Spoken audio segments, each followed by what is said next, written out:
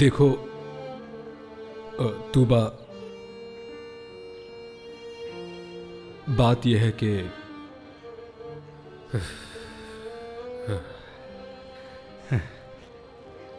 मैं काफी देर से सोच रहा हूं। सच में बहुत देर से सोच रहा हूं। समझ नहीं आ रहा कि तुम्हें कैसे बताऊं। वो दरअसल बात यह है कि तूबा, सच में कैसे कहूं, मैं वाकई फैसला नहीं कर पा रहा। कुछ समझ नहीं आ रहा मुझे। जिम, मैं समझ नहीं पा रही हूँ कुछ। खुलकर बात करो। ठीक कह रही हो तुम। वैसे खुलकर बात करो। दरअसल बात यह है कि अरे यार, कैसे बताऊं मैं।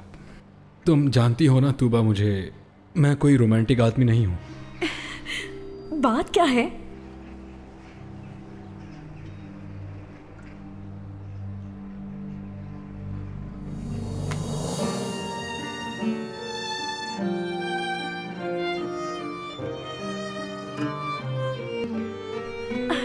हाँ, क्यों नहीं।